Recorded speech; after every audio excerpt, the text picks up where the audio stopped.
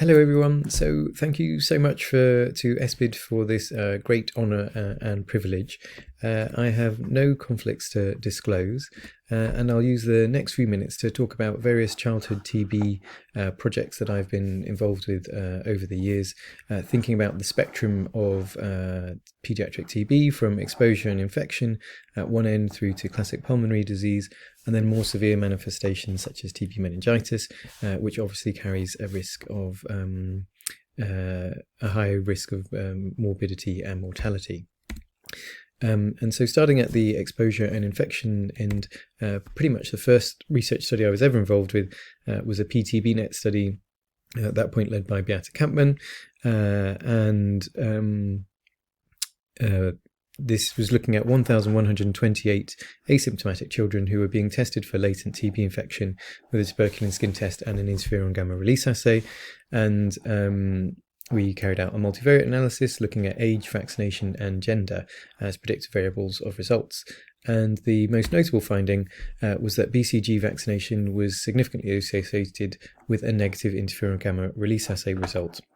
And you can see that this applied across both assays that were available at the time and was highly statistically significant. And this is a relevant finding because, as was subsequently summarized in a meta-analysis by another group, this added to the body of observational data supporting this finding. And you can see that the PTBNet study was amongst the largest. And then in another study led by groups in South Africa, this observational finding was demonstrated in the context of a randomized controlled trial where BCG was shown to have 45% BCG revaccination in adolescents in South Africa had 45% efficacy against sustained quantiferon conversion. And then staying at that exposure infection end of the disease, I made that the focus of my PhD with Beate Kampmann as the supervisor. And that was carried out at the MRC unit at the Gambia, Imperial College London. And what we did there was we recruited matched pairs of children that had the same exposure to the same adult with smear-positive TB in the Gambia, one of whom had a tuberculin skin test of less than 5 millimeters, and one of whom had a tuberculin skin test greater than 10 millimeters, but a normal chest X-ray and normal clinical examination. So then we had matched pairs with discordant infection status, high TB exposure uninfected and high TB exposure infected.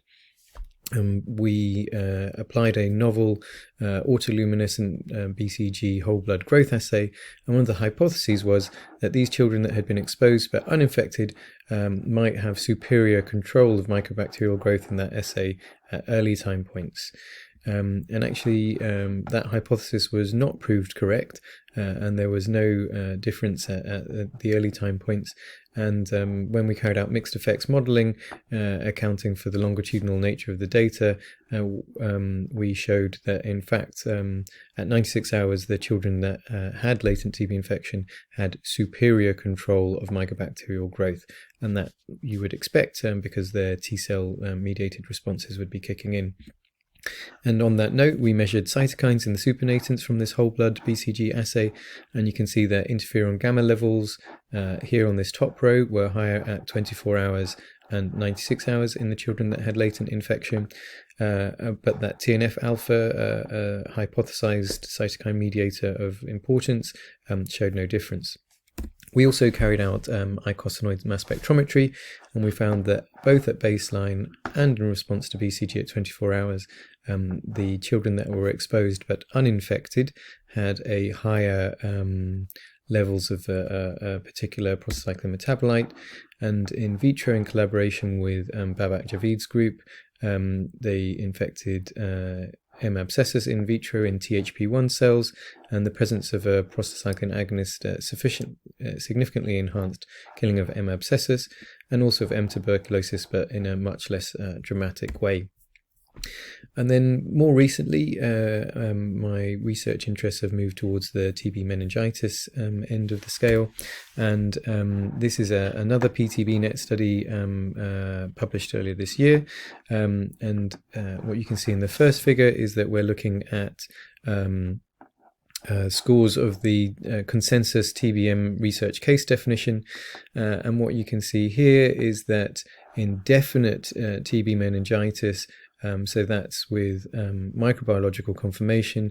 About 1/3 of these microbiologically confirmed kids would only have been classified as possible based on those criteria, although there were some. One needs to be cautious in over-interpreting the data. One of the other findings was the importance of combining microbacterial sensitization tests such as tuberculin skin test and interferon gamma release assay with CSF culture and CSF PCR. And you can see that if you did all 4 of those tests, only 16% had none of them coming up as positive. And then another clinically relevant finding was that in a multivariate analysis looking at tuberculin skin tests with a positive threshold of either 5 millimeters or 10 millimeters and looking at a range of predictor variables, you can see that having stage 3 TB meningitis at presentation, so that's a Glasgow Coma Scale score of 10 or less, you were significantly less likely to have a positive tuberculin skin test, although that didn't seem to apply to IGRAs. Although it is worth pointing out that in the study overall there was quite a significant indeterminate rate. And so I'm just going to draw to a close by thinking about some of the issues that apply across all ends of the pediatric tuberculosis spectrum. This is from a paper that we wrote with colleagues from UNICEF a few years ago, using the framework of the United Nations Convention on the Rights of the Child to think about how that applies to children and families affected by TB. So thinking about the best interests of the child, rights to life, development and health, respect for the views of the child and non-discrimination and universality. As you can see, applying that approach to children and families affected by TB generates all kinds of issues that we need to be conscious of and need to try and address in the health systems in which children and families operate. And this approach has been endorsed as part of the WHO's sort of strategy to end childhood TB. And so to conclude, I will try my best. It would be amazing if I can keep doing TB research as long as people will let me.